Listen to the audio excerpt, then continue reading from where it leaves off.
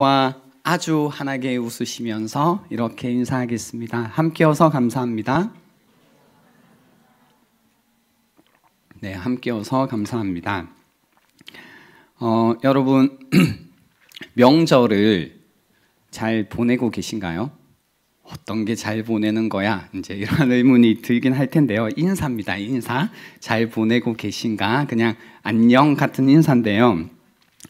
저는 지난 주말에 명절을 맞아 부모님 댁에 방문차 부산에 다녀왔습니다.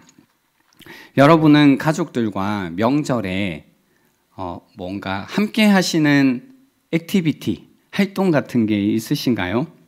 저는 명절이 되면요, 부모님과 특히 아버지와 함께 영화를 봅니다. 한 통신사에 VIP 멤버가 되면 매년 6회 영화를 무료로 볼 수 있습니다. 알고 계신가요? 예, 올해는 VIP 혜택으로 영화를 무료로 봤습니다. 작년이었어요. 작년 추석에 혹시나 해서 이 혜택을 누리고 계신지 아버지께 여쭤봤습니다. 아버지 VIP 등급인 걸로 아는데 혹시 영화를 무료로 보고 계신가? 근데 모르셨다고 하시더라고요.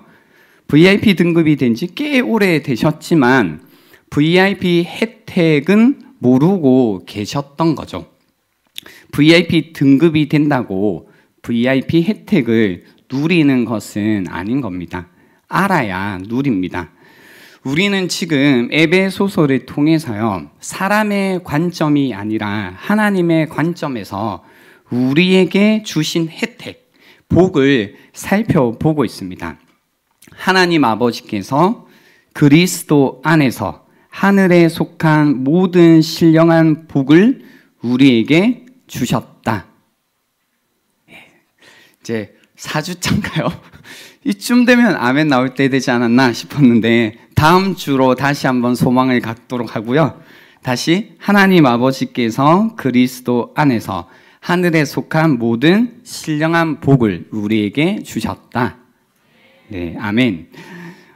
근데요, 하나님께서 우리에게 그리스도 안에서 하늘에 속한 모든 신령한 복을 주셨다라고 하지만 우리는 알기를 구해야 합니다. 오늘 본문에 보시면요, 사도 바울은 그리스도인이 가진 복을 아는 영적인 지식을 하나님께 구하고 있습니다. 알아야지 누린다라는 겁니다. 그래서 오늘 17절부터 19절까지 말씀을 다시 한번 보시면요, 우리 주 예수 그리스도의 하나님 영광의 아버지께서 지혜와 계시의 영을 너희에게 주사 하나님을 알게 하시고 너희 마음의 눈을 밝히사 그의 부르심의 소망이 무엇이며 성도 안에서 그 기업의 영광의 풍성함이 무엇이며 그의 힘의 위력으로 역사하심을 따라 믿는 우리에게 베푸신 능력의 지극히 크심이 어떠한 것을 너희로 알게 하시기를 구하노라라고 해서요, 구하고 있습니다.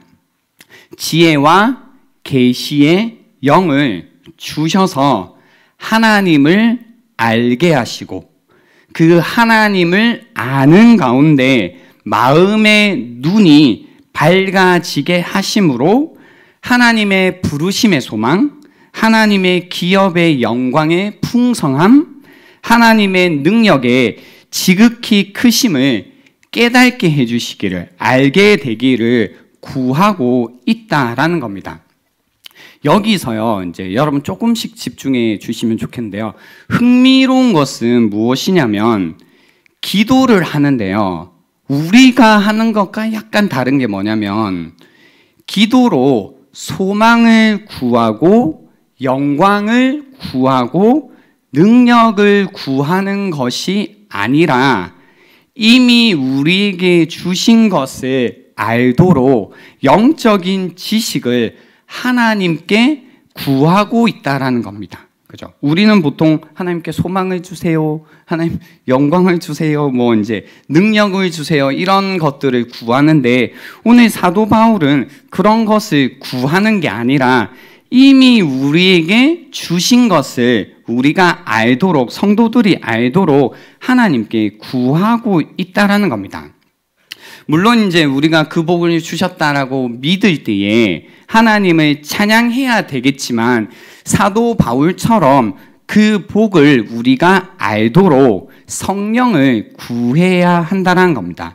왜냐하면 영에 속한 일은 오직 하나님의 영으로만 알 수 있기 때문입니다.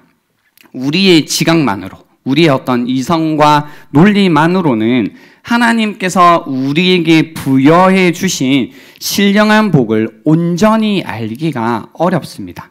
그래서 이제 사도 바울도 에베소 교회를 위해, 에베소 교회의 그리스도인들을 위해 지혜와 계시의 영을 주셔서 하나님을 알게 하시기를, 그 가운데 그들의 마음의 눈이 밝아지게 해달라고 구하고 있는 거죠.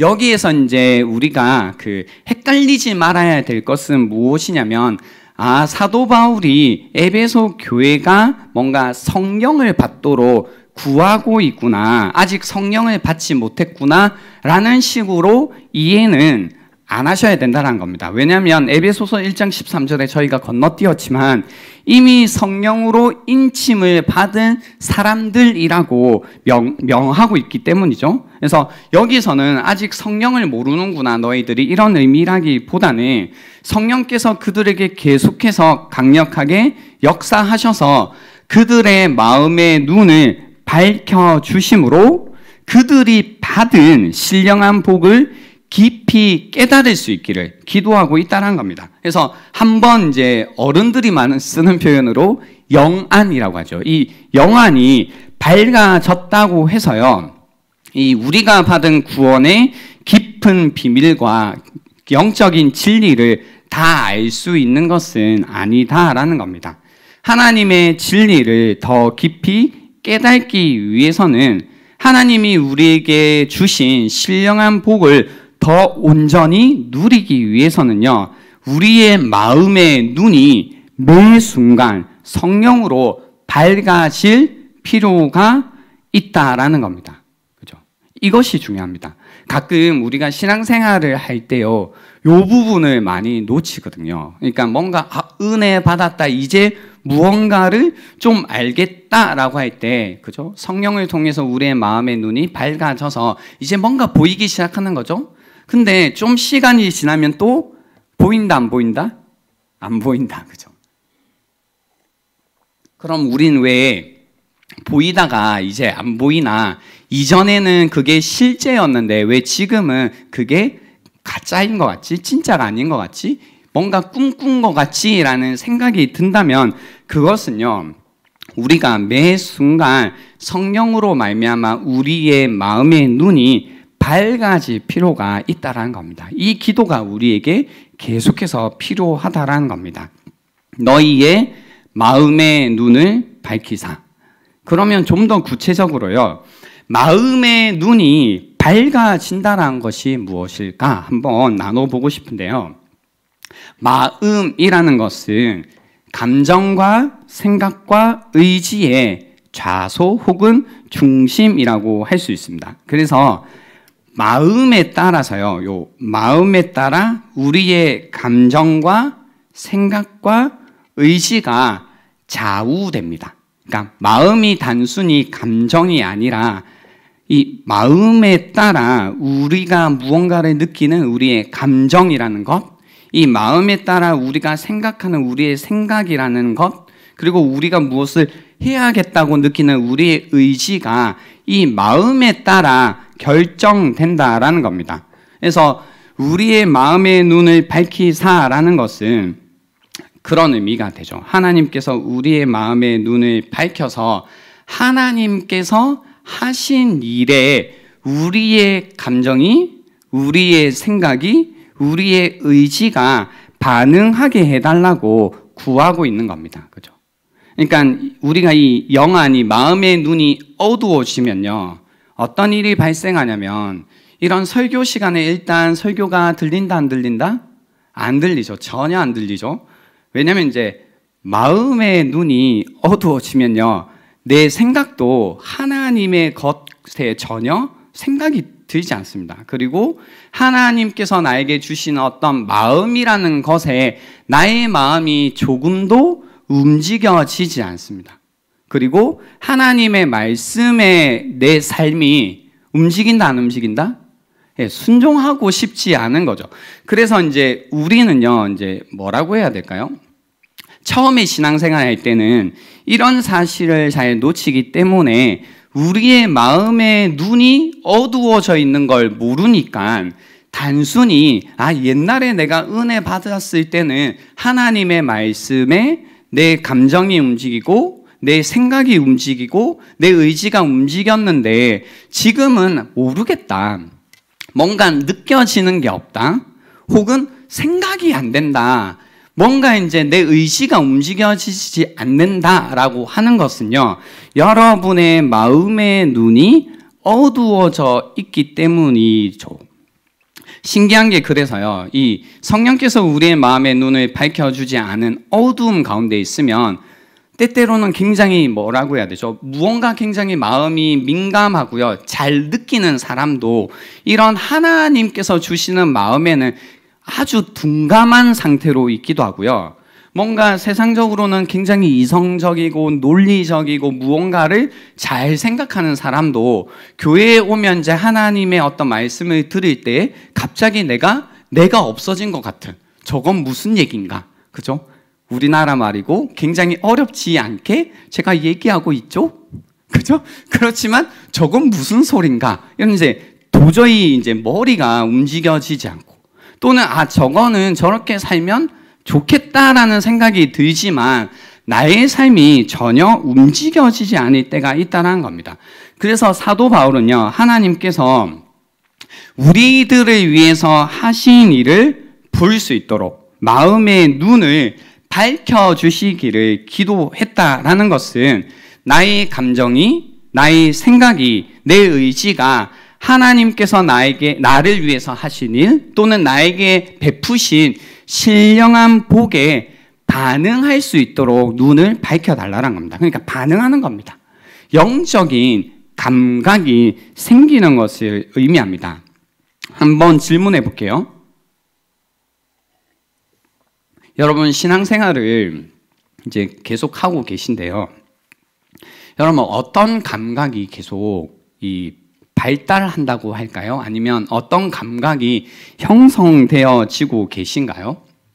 뭔가 삶을 이제 20대 또는 뭐 20대 중반, 30대 중반, 혹은 40대, 혹은 50대 이제 나이가 들어가면서 또 이제 신앙의 연차도 계속 많아지잖아요.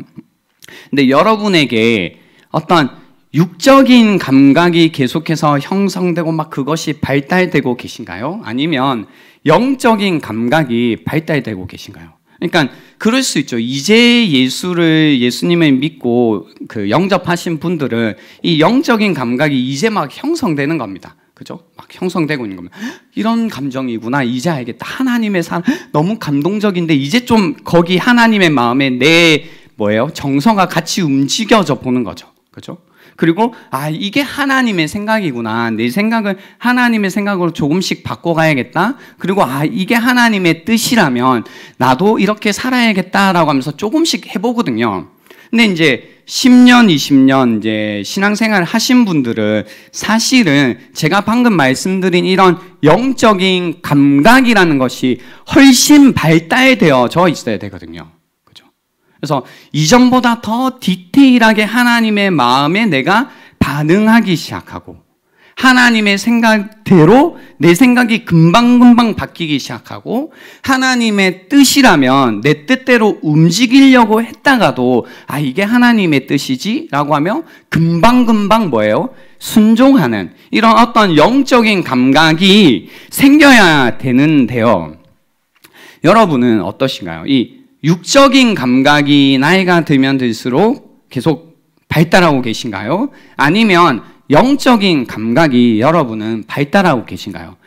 우리에게요, 하나님이 없다면 가만히 놔두잖아요. 인간은 절대로 착해지지도 않고요, 고상해지지도 않고. 왜냐하면 살면 살수록 더 세상 가운데 이 육적인 감각이 계속 발달해 가거든요. 우리의 감정도 그렇고요, 우리의 생각도 그렇고, 우리의 의지라고 하는 것도 가만히 인간을 두면요, 점점 육적인 감각들이 막 발달합니다. 그죠?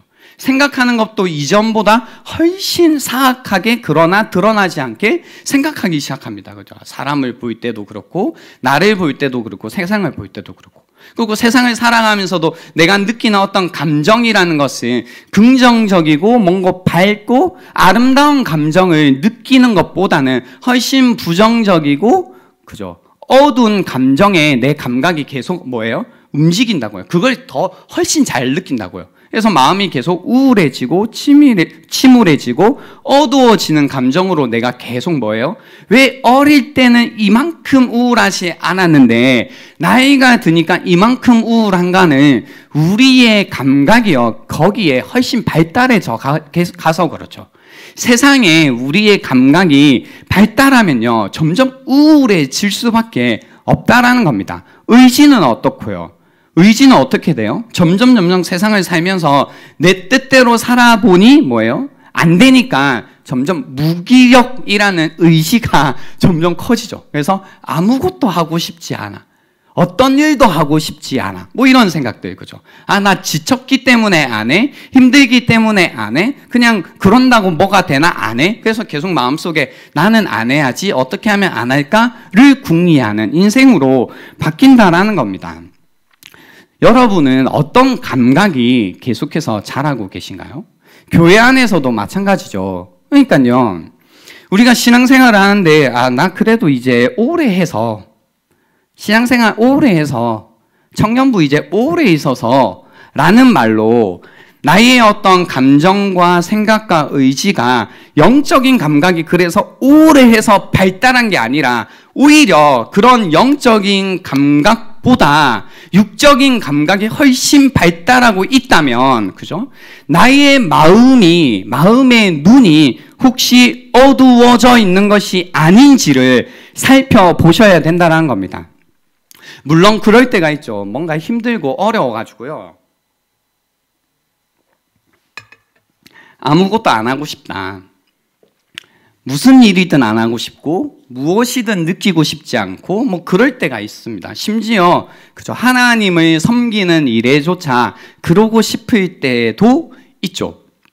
어떤 그런 시기 혹은 그런 때, 그럴 수밖에 없는 상황이라는 것이 있고요. 그런 상황과 시기와 때를 다 존중하지만, 혹시 그런 시기와 때와 상황이라는 것이 시기도 아니고 때도 아니고 상황이 아니라 이제 나의 삶의 패턴이 되었다면, 그것이 내가 되었다면 여러분이 한번 깊이 고민해 보셔야 된다는 겁니다. 그죠? 벌써 3년, 4년, 5년 혹은 누군가는 10년 가까이 교회에 나오고 있지만 나의 감정이, 나의 생각이, 나의 의지가 하나님의 뜻과 하나님의 마음과 하나님의 생각에 계속 반응하는 삶이 아니라 계속 그냥 내 뜻대로, 내 편한 대로, 내 하고 싶은 대로, 내 나름대로의 신앙생활을 계속하고 있다면, 그죠? 그것은 더 이상 뭐 하나님께 내가 뭐 지금은 이럴 때예요, 뭐 이런 시기예요, 아니면 내가 힘들어서요 라는 것이 어쩌면 자기 합리화일 수도 있다라는 겁니다. 제가 말씀드린 거는 그런 시기도 있고 때도 있고 상황도 있지만, 그것이 시기도 아니고 때도 아니고 상황도 아니라 그냥 그렇게 하는 것이 내가 되었다면 무언가 문제가 있다는 겁니다. 문제가 있다는 거죠. 여러분, 그럴 때가 있죠. 이런 이야기를 하면 문제가 있습니다라고 하면 당장 터져 나오는 불만이나 어떤 불평이 뭐냐면, 이제 저의 얘기긴 하는데요. 우리 안에 뭔가 그런 거죠. 뭔가 소망이 있다면, 뭔가 내가 이렇게 살아서 뭔가 혜택이 있다면, 뭔가 가지는 게 있다면, 영광이 있다면, 혹은 내가 처한 현실이라는 것을 충분히 다룰 만한 능력이라는 게 있다면 할 텐데 그게 없으니 못하는 거 아니냐라는 마음이 들 때가 있다는 겁니다. 그런데요, 성경은 우리의 문제는 삶의 소망, 영광, 능력이 없는 것이 아니다라고 하십니다. 진짜 문제는 하나님이 우리에게 주신 것을 알지 못하는 것에 있다라는 겁니다. 하나님께서는 나에게 절망을 딛고 일어날 충분한 소망을 주셨고 충분한 부를 주셨고 내 삶을 충분히 다룰 능력을 주셨다라고 하시는 겁니다. 진짜 문제는 나에게 주신 것을 충분히 알지 못한다라는 것에 있다라는 겁니다. 우리에게 충분한 소망이 없는 것이 아니라 그의 부르심을 우리가 충분히 알지 못하는 것이 문제다라는 겁니다. 그죠? 그의 부르심의 소망을 알게 해달라. 부르심은 뭔가요? 그죠? 저기 뒤에 잠시만요. 여기 1분단이죠. 1분단 뒤에 잠시만요. 하면 이게 뭐예요? 부르심이죠. 그죠? 부르는 거잖아요. 그죠? 그러니까 지금 깜짝 놀라신 분들은 저를 안 보고 계셨으면 훨씬 더 놀랄 테고 나 뒤인데 막 이건 뭐냐면 어떤 한 사람이 부르고 있다는 것은 그 사람에게 지금 개입하고 있고 그 사람의 어떤 시간과 공간과 삶 가운데로 침투하고 있죠. 갑자기 목소리 그죠? 뭐 이런 생각이 드는 거. 그죠? 이게 부르심이라는 겁니다. 그 사람의 주목을 끌고 있다라는 겁니다. 우리는요, 하나님을 보지도 못하고 듣지도 못해요. 하나님이 실제로 우리를 방금 저처럼 불러주지 않으시면, 야, 너, 이름 막, 너, 나 봐봐. 뭐 이렇게 해주시지 않잖아요? 그러면 우리는 하나님의 어떤 음성을 듣지도 못하고, 하나님을 아예 보지도 못하는 아무 소망도 없는 세상에서 그런 자들이지만 하나님께서 그래서 오늘 본문에 보시면요, 우리의 부르심이라는 단어보다 그의 부르심이라고 나와 있습니다. 그의 부르심의 소망이라고 나와 있습니다. 하나님께서 그분께서 우리를 불러주시는 이 부르심이 우리에게 소망이 된다는 겁니다. 보이지도 않고 들리지도 않는 우리를 불러주시는 것, 그것이 우리에게 소망이 된다는 거죠. 성경에서 소망이라고 하는 것은요, 보증을 의미하기도 하고 또는 확실함을 의미합니다. 그래서 무언가 우리가 보증되었다, 이거 확실하다고 할 때요, 우리의 어떤 우리 집중력이나 우리가 끝까지 이것을 해내겠다라는 우리의 의지가 아니라 하나님의 부르심이라는 것이 우리에게는 가장 확실한 보증이 된다라는 겁니다. 그래서 바디메오의 이야기에서도요, 바디메오가 자신의 거지 맹인 바디메오 아시나요? 거기에서도 이 바디메오가 예수님께 나아갈 때 무엇에 의지해서 하나님께 나아가냐면요, 자신의 어떤 간절함, 자신의 필요에 의지해서 하나님께 나가는 것이 아니라, 예수님께 나가는 것이 아니라 예수님께서 불렀다라고 하는 그 부르심 하나에 의지해서 주님께로 뛰어나가거든요. 그것만이 확실한 거라는 거죠. 그래서 제가 늘 여러분께 나누고 싶은 것은 뭐냐면, 우리가 하나님께 나아갈 수 있고 다시 하나님 말씀을 들을 수 있고 하나님을 우리가 아버지라 부르면서 그분의 품으로 뛰어갈 수 있는 유일한 확실한 보증은 무엇이냐면 그분의 부르심이라는 겁니다. 우리의 어떤 모습, 일주일 동안 내가 지내면서 어떻게 살았니? 어떤 모습이었니가 아니라 그분이 우리를 부르신 그 부르심만이 우리의 확실한 보증이 된다는 겁니다.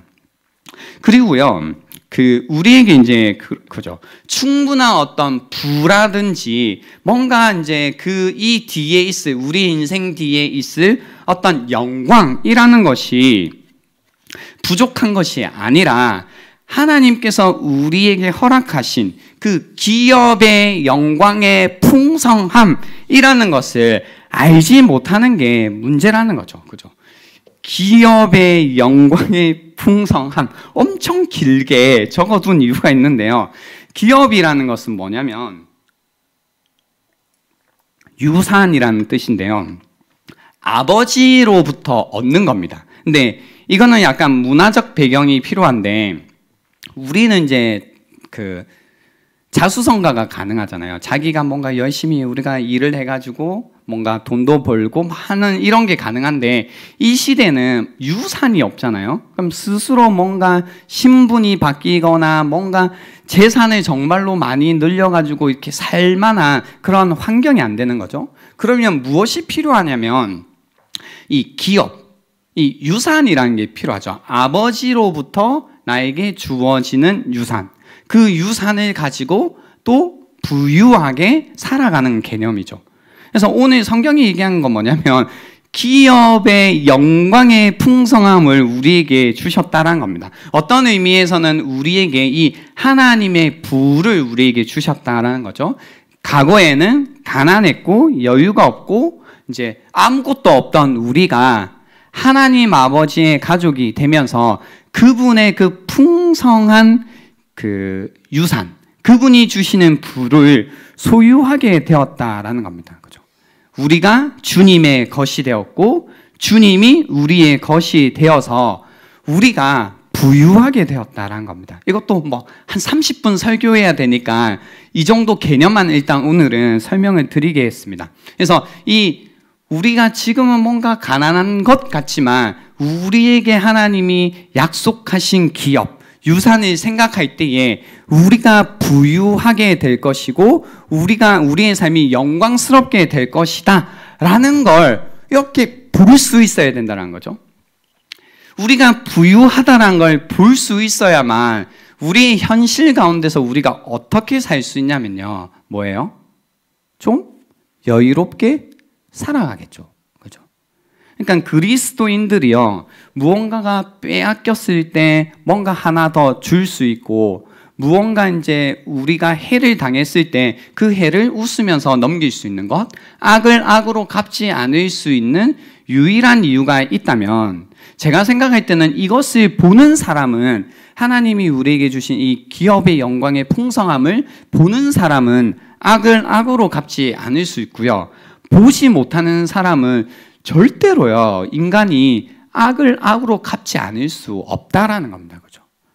하나님이 나에게 주신 것을 알기에 내 인생이 어떻게 될 것인 것을 알기 때문에 현재 나에게 끼친 어떤 손해가 전혀 나의 인생에 있어서 손해가 아닌 것을 볼 수 있는 사람만이 그죠? 성경이 우리에게 요구하는 대로 악을 악으로 갚지 않고 살고요. 그것이 보이지 않으면 악은 악으로 갚으면서 손해를 보지 않으면서 살아갈 수밖에 없다라는 겁니다. 그래서 이제 뭐 저도 마찬가지고요. 우리가 이 마음의 눈이 어두워지잖아요. 그래서 하나님이 우리에게 무엇을 주셨는가가 보이지 않으면 계속해서 막 뭐죠? 뭔가 조금이라도 손해를 입은 것 같고 손해를 끼치는 것 같고 이거 아닌 것 같다는 마음이 들 때 계속 마음이 좁아지고 막 뭐예요? 막 짜증이 나고 막 저걸 막 갚아줘야 될 것 같고 조금 막 그런 마음이 이제 조급한 마음이 생기는 이유가 여기에 있다라는 겁니다. 그리고 우리에게 충분한 힘이 없는 것이 아니라요. 우리를 살리신 그 능력을 알지 못하는 것이 문제다라는 겁니다. 죽은 자들 가운데서 다시 살리신 그 부활의 능력을 우리가 모르면 우리는 늘 힘이 없는 것처럼 살아가는 겁니다. 그래서 만약 충분히 나의 부르심을 안다면 우리에게는 충분한 소망이 있다라는 겁니다. 만약 충분히 나의 기업의 영광을 안다면 우리에게는 충분한 부가 있다라는 겁니다. 만약 충분히 그리스도 안에서 역사하사 죽은 자들 가운데서 다시 살리신 부활의 능력을 알 수만 있다면 우리에게는 충분한 힘과 능력이 있다라는 겁니다. 그래서 우리의 문제는 이 소망과 부와 능력이 없는 것이 아니라 우리에게 이미 주신 소망과 부와 능력이 보이지 않는 것이 문제라는 겁니다. 그래서 지혜와 계시의 영을 우리에게 주셔서 마음의 눈이 밝혀지기를 기도해야 된다라는 겁니다. 제가요 사실 이 에베소서 이제 설교를 계속하면서 지난주에 그런 고민이 들더라고요. 그러니까 누군가는 굉장히 이 말씀을 잘 들어요. 오늘도 막 굉장히 열심히 듣고 계시고 적고 계시고 하는데, 또 누군가는 또 무슨 소린가, 영적인 지식은 또 뭔가, 하나님이 주셨다는 그 부라는 건 뭔가, 나는 가난한데, 나는 당장에 지금 여기 어떻게 취업을 해야 되나, 당장 돈이 없어가지고 뭐 어떻게 하나, 막 이런 고민 가운데 있다 보니 보세요. 이제 우리에게 주신 신령한 복을 막 이야기하고 있지만, 또 우리의 현실 가운데 이제 파묻혀가지고 이 얘기를 아무리 해도 들리지 않는 거죠. 그죠? 그러니까 어쩌면 가장 오늘 이 말씀이 필요한 사람들이 오늘 이 말씀을 전혀 듣지 못하는 상황이 되는 것 같은 거죠. 우리는 왜 들어야 될 때 듣지 못하고 이것을 봐야 되는데 그것을 보지 못할까? 정작 필요할 때 우리는 우리가 보아야 할 것을 보지 못할까? 그죠? 정말 사실은 안타까운 일입니다. 어쩌면 지금 열심히 듣는 친구들은 안 들어도 돼요. 어떤 의미에서요? 그죠? 근데 지금 막 뭐라는 거지? 게임이나 할까? 예배 시간 게임하면 안 됩니다, 여러분. 상식입니다. 아이, 모르겠다. 그냥 쇼핑이나 할까? 쇼핑은 하시면 안 됩니다, 예배 시간에, 여러분. 그런데 계속 그런 마음이 이제 막 드는 거, 그죠? 그럼 이제 그 싸움을 해야 되는 거죠. 그냥 자야겠다. 여러분, 예배 시간에 말씀 들 때 주무시면 안 됩니다. 졸리면 어쩔 수 없겠지만, 그래도 자려고 하는 건 안 됩니다, 그죠? 어쩔 수 없이 나도 모르게 막 조는 거야 어떻게 하겠어요, 그죠? 피곤했다, 뭐 힘내라, 뭐 이렇게 하겠지만, 에이, 오늘 잘래, 뭐 이건 아니라는 거죠. 아무튼, 그죠? 정말로 필요한 사람이 졸리고 들리지 않고 보이지 않는 거. 왜 그럴까? 우리가 왜 이런 것들을 누려야 되는데 누리지 못할까라고 할 때요. 저는 이 안타까운 상황의 이유를 누가복음 8장에서 찾아봤는데요. 거기 보면 씨 뿌리는 비유가 나와요. 4가지 밭이 여기에 나오는데요. 하나가 길가고 하나가 돌짝밭, 그리고 가시덤불, 그리고 좋은 땅, 이렇게 4가지 밭이 나와요. 길가 밭은 어떤 밭이냐면 씨앗이 떨어지자마자 누군가가 채가는 겁니다. 그렇죠? 그러니까 하늘의 신령한 복 막 던져주죠. 하늘의 신령한 복 하면 이제 뭐예요? 쓱. 하늘의 신령한 복 하면 쓱. 그러면 이제 나갈 때 뭐 기억이 난다 안 난다? 아무것도 기억이 안 난다, 그죠? 왜 기억이 나지 않을까? 나는 왜 여기서 나가는 순간 아무것도 생각이 나지 않을까? 사실 그런 분들이 노력을 안 하시는 건 아니거든요. 기억을 해보려고 하거든요. 그런데 기억이 난다, 안 난다? 안 난다. 신기한 거죠. 길가밭이라서 그렇습니다. 그죠? 누군가가 채갔다라는 겁니다. 그죠? 계속해서 말씀을 듣는데 딴 생각이 나고, 그죠? 혹은 교만한 마음으로 뭐 저까지 이야기, 그죠? 저게 뭐라고, 저게 나에게 도움이 될까? 저 말이 무슨, 그죠? 라는 교만한 마음 가운데 우리가 마땅히 받아서 뿌리를 내려야 되는, 그리고 자라서 열매를 맺게 하는 그 생명의 씨앗이 자꾸 누군가가 채가게 한다는 겁니다. 또 돌밭은요, 뭐냐면 처음에 들을 때는 막 받아요. 지금도 이제 막 밝은 얼굴로 듣고 계신 분들이 계시거든요. 기쁨으로 처음에 그런 게 있었구나, 이제 알았단 마음에 내가 이 눈이 어두워져 있었구나, 이제 그거 좀 뜨면 되겠다라고 이제 기쁨으로 받지만 곧 어떤 내가 겪는 어려움이라든지 시련이 왔을 때에 그 씨앗이 뿌리를 내리지 못한다라는 겁니다. 재밌죠? 그러니까 시련이 오고 어려움이 오면 말씀의 씨앗을 막 뿌려가지고 그 열매를 먹는, 그죠? 그런 삶이 되어야 되는데 오히려 시련과 어려움 때문에 말씀이 아예 들어가지 못해서 어려움 가운데, 시련 가운데 나에게 영양분을 공급하고 나를 지탱할 만한 열매가 없는 거죠. 그죠? 그러니까 안 그래도 어려운데 더 어려운. 그래서 여러분이 마음이 어려울 때 말씀이 안 들리는 걸 누가 막 뭘 할 문제라기보다는 사실 굉장히 안타까운 문제로 생각을 하셔야 되는 겁니다. 나 안 그래도 힘든데 이렇게까지, 그죠? 힘든데 밥도 못 먹는 이런 상황이라는 거죠. 정말로 안타깝다라는 겁니다. 또는 가시덤불밭이 있는데요. 이거는 근심과 재물과 인생의 향락으로 인해서, 그래서 세상살이에서 오는 어떤 유혹과 근심으로 인해서 이 씨앗이 자라지 못하는 것을 의미하는데요.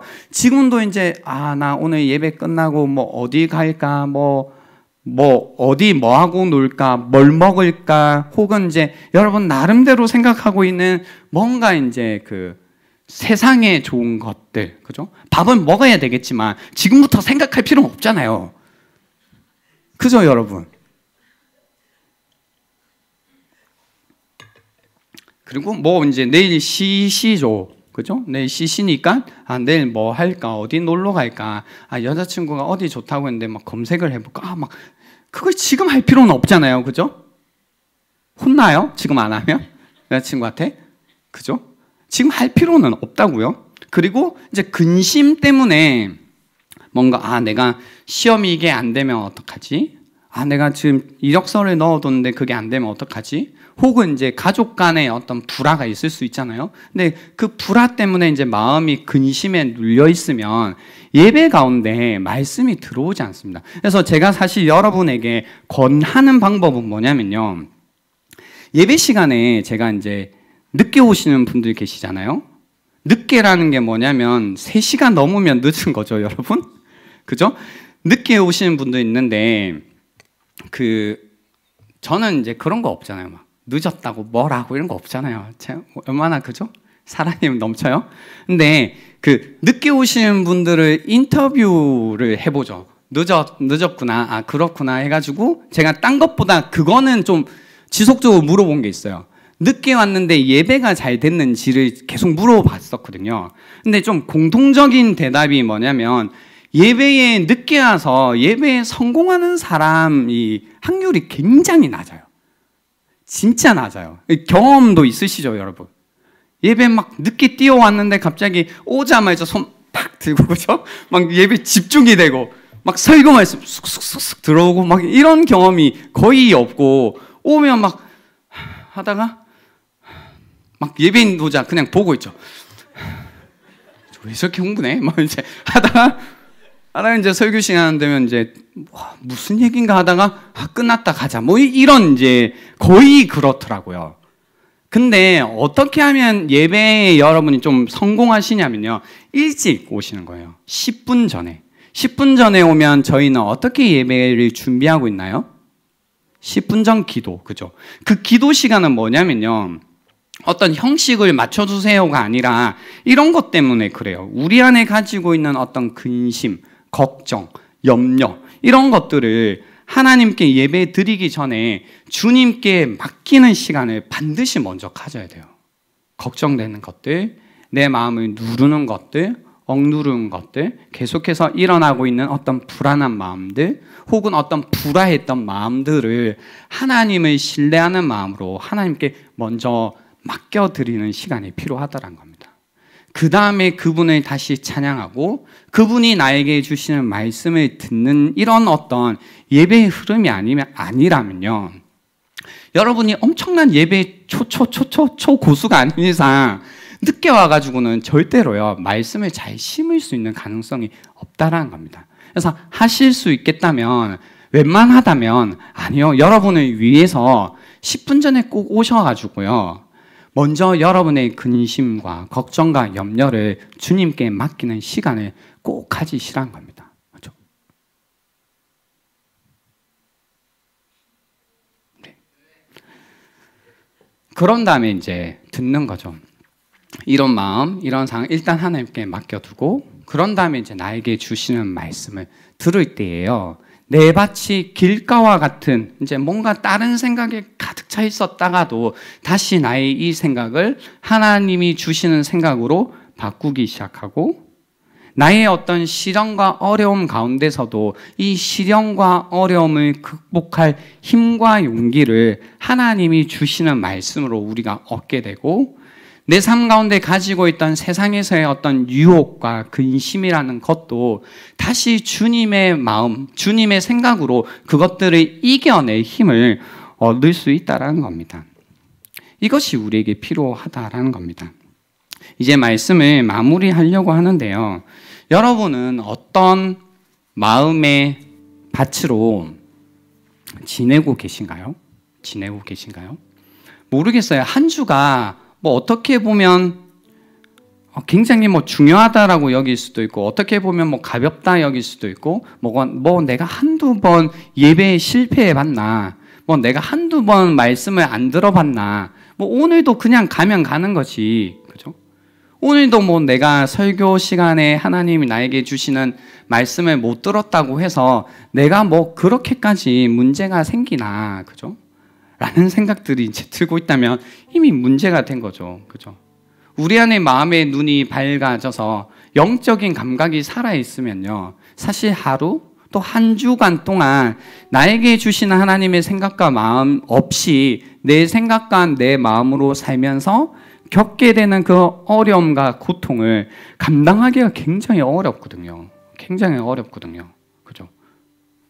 그러면 이런 명절이라고 교회를 가니 안 가니, 힘들다고 교회를 가니 안 가니 이런 얘기가 아니라, 오늘도 나에게 주시는 하나님의 생각, 오늘도 나에게 주시는 하나님의 마음, 오늘도 나를 붙드시는 하나님의 손길을 간절히 구하는 마음으로 이 예배를 사모하면서 나올 수밖에 없다는 겁니다.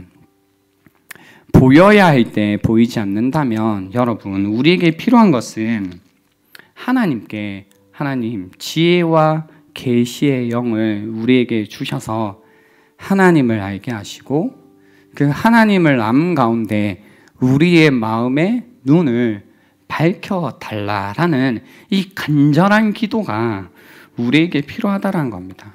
하루 이틀 그냥 아무렇지 않은 듯 우리가 그냥 지낼 수 있지만요, 이 영적인 빈곤함이라는 것이, 영적인 무지라고 하는 것이 결국은 하나님이 우리에게 허락하신 이 신령한 복을 계속해서 누리지 못하게 하기 때문에 우리가 또 피폐해지고 가난해지고 무능력한 상태로 계속 또 지낼 수밖에 없다는 겁니다. 우리의 문제는 충분히 알지 못하는 거다라는 겁니다. 그렇죠? 염려가 되십니까? 하나님의 그 지혜가 보이지 않으니까요. 걱정이 되시나요? 여러분을 돌보시는 하나님의 그 돌보심이 보이지 않으니까요. 마음이 계속 좁아지시나요? 그럴 수밖에요. 여러분을 사랑하시는 하나님의 그 마음이 보이지 않으면 우리의 마음이 계속해서 좁아진다라는 겁니다.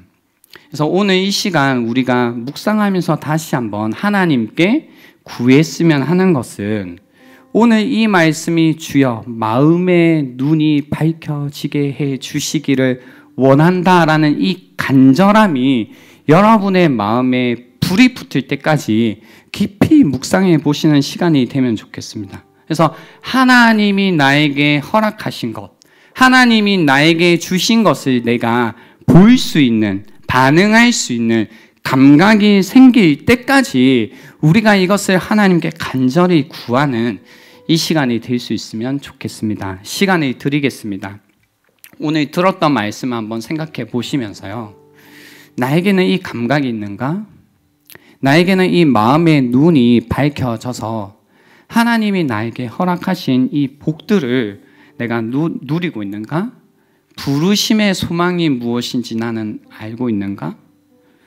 성도 안에서 허락하신 그 기업의 영광의 풍성함이 무엇인지 나는 보이는가? 하나님의 그 능력이라는 것이 나에게는 실제가 되고 있는가를 깊이 묵상해 보는 시간이 되면 좋겠습니다. 시간 드리겠습니다.